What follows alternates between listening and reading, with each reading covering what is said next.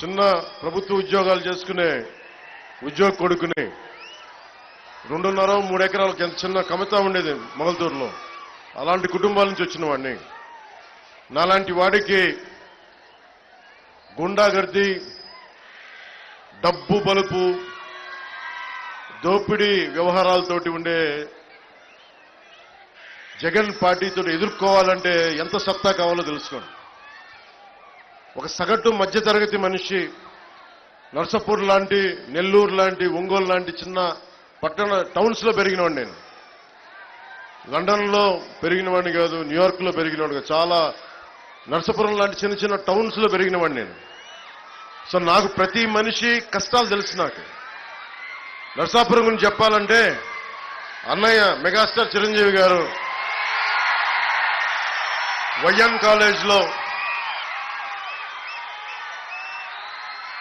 ఆయన NCC cadet గా ఉన్నప్పుడు ఆయన రోయింగ్ బోర్డ్ క్యాప్టెన్, ఆయన ఎన్సీసీ క్యాప్టెన్, ఆయన ఎన్సీసీ క్యాడెట్స్ కాలేజ్ క్యాప్టెన్. ఆయన నరసాపురంలో బోట్లు నడిపిన ఫోటోలు, ఇందిరాగాంధీ గారి ముందు నేవల్ ఎన్సీసీ పెరేడ్ అప్పుడు ఆయన ఆంధ్రప్రదేశ్ ని ఆ రోజున రిప్రజెంట్ చేశారు, ఎన్సీసీ క్యాడెట్స్ గ్రూప్ ని. ఆ రోజున ఆ జ్ఞాపకాలు నాకు నరసాపురం అంటే.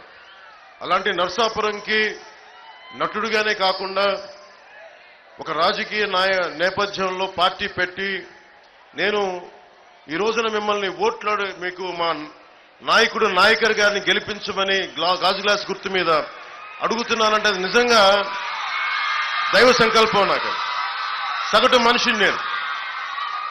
అలాంటి నేను మీ అందరి ఆశీస్సులతోటి ఒక దశాబ్దంగా దెబ్బలు తింటా ఉన్నాను. ఓడిపోయాను 2 చోట్ల. కానీ నిలబడ్డానంటే చెక్కు చెదరని మీ అభిమానం, చెక్కు చెదరని మీ ప్రేమ, ఆడబిడ్డలు, ఆడపడుచులు, యువతులు, తల్లులు, ఇక్కడే కాదు దారి పొడవుతా ప్రేమాభిమానాలు, నీరాజనాలు. ఇందాక నుంచి చూస్తా ఉన్నాను. ఆ పక్క నుంచి సభ జరుగుతున్నంతసేపు, నుంచున్నంతసేపు దాదాపు అరగంట సేపు హారతులు పడుతూనే ఉన్నారు. మా ఆడపడుచులకి, మా అక్క చెల్లెళ్ళకి, యువతులకి కృతజ్ఞత అభివందనాలు. ఈ ఎన్నికలు చాలా కీలకమైనవి. మీరు ఊహించుకుంటే 2019లో వచ్చాం. ఈరోజు కాలం గిర్రం తిరిగిపోయింది. మీ భవిష్యత్తు కావాలి. మీ భవిష్యత్తు కోసం నిలబడి ఉన్నాం. మీ బంగారు భవిష్యత్తు కోసం. నేను చాలా కష్టపడి చాలా పెద్దలందరితో మాట్లాడి ఎన్డీఏ అలయన్స్ ని తీసుకురావడానికి కూడా ముఖ్య కారణం మనకి కేంద్రం సపోర్ట్ లేకపోతే ఆంధ్రప్రదేశ్ ని అభివృద్ధి చేయలేం. మాకెవ్వరి మీద కేసులు లేవు. జగన్ లాగా నా మీద 32 కేసులు లేవు నా దగ్గర. నేను అడిగితే, రిక్వెస్ట్ చేస్తే ఆంధ్రప్రదేశ్ అభివృద్ధి గురించి మాట్లాడతాను తప్ప ఇంక దేని గురించి మాట్లాడను. అలయన్స్ కూడా అమిత్ షా గారిని, ప్రధానమంత్రి గారిని, మిగతా నడ్డా గారిని, అందరి నాయకులు ఒకటి అడిగాను. 5 కోట్ల మంది ఆంధ్రప్రదేశ్ ప్రజల భవిష్యత్తు మీరు నిలబడాలి. మీరు మమ్మల్ని నమ్ముకొనున్నారు ప్రజలు. మీ ఆశీస్సులు కావాలంటే చాలా పెద్ద మనసుతోటి వచ్చి ఈరోజు నిలబడ్డాను.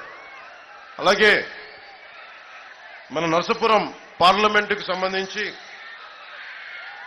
భూపతిరాజు శ్రీనివాస్ వర్మ గారు కమలం గుర్తు మీద భారతీయ జనతా పార్టీ వైపు నుంచి మన కూటమి నుంచి పోటీ చేస్తా ఉన్నారు. సో వీరందరినీ మనస్ఫూర్తిగా గెలిపించవలసిందిగా కోరుకుంటా ఉన్నాం. ఎన్డీఏ కూటమి ఒకటే లక్ష్యం. తెలుగుదేశం, భారతీయ జనతా పార్టీ, జనసేన ఒకటే లక్ష్యం కోసం పనిచేస్తున్నాం. ప్రతి చేతికి పని, ప్రతి చేనుకి నీరు. ఇదే జనసేన, టీడీపీ, బీజేపీ కూటమి లక్ష్యం. వచ్చి అధికారంలోకి రాగానే అభివృద్ధితో పాటు సంక్షేమ పథకాలను కూడా చాలా బాగా మెరుగ్గా చేస్తాం.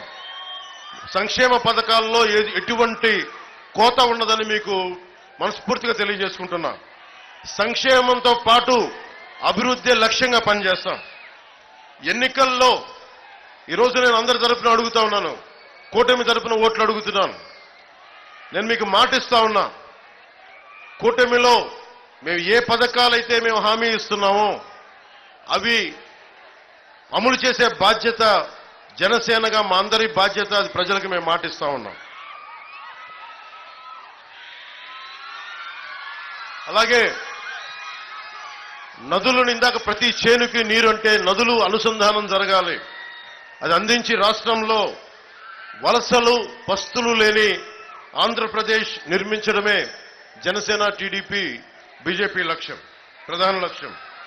అలాగే ఆంధ్రప్రదేశ్కి జీవనాడి అయిన పోలవరం ప్రాజెక్ట్ని చాలా తక్కువ కాల పరిమితిలో పూర్తి చేయడానికి సంసిద్ధంగా ఉన్నాం. ప్రతి నీటి బొట్టుని దాచుకోవడానికి సముద్రపాలు కాకుండా చుట్టమే జనసేన, మాకు ఎన్డీఏ కూటమి లక్ష్యం. ముఖ్యంగా యువతకి స్కిల్ డెవలప్మెంట్ శిక్షణ ఇచ్చి మీ కాళ్ల మీద మీరు నిలబడగలిగేలాగా ప్రతి పనికి, ప్రతి చేతికి పని కల్పించడమే కూటమి లక్ష్యం. ముఖ్యంగా చేతి వృత్తులు, కుల వృత్తులు పరిరక్షించడమే కూటమి లక్ష్యం. 50 సంవత్సరాలు దాటిన బీసీ ప్రజలందరికీ నెలకి 4,000 రూపాయల పెన్షన్ ని 1వ తేదీనే ఇంటి వద్దన అందజేస్తాం. స్కూల్కి వెళ్లే ప్రతి విద్యార్థికి సంవత్సరానికి 15,000. ఎంతమంది పిల్లలుంటే అంతమందికి ఆ తల్లికి అందజేస్తాం. ముఖ్యంగా మహిళా సోదరీమణులకు సంబంధించి పోయినసారిలో కూడా చెప్పాం, ఉచిత గ్యాస్ సిలిండర్లు పెరిగిపోతున్న ధరలకి గ్యాస్ సిలిండర్లు అందించాలి కనీసం అని చెప్పి నేను లాస్ట్ టైం కూడా చెప్పింది. ఈసారి కూడా తెలుగుదేశం పార్టీ మేనిఫెస్టోలో అది మాది, కంబైన్డ్ మేనిఫెస్టోలో మాది ఇదైంది. సంవత్సరానికి 3 గ్యాస్ సిలిండర్లు మా ఆడపడుచులకి, మా మహిళలకి, మా అక్క చెల్లెలకి, మా యువతులకి ఉచితంగా అందజేస్తాం.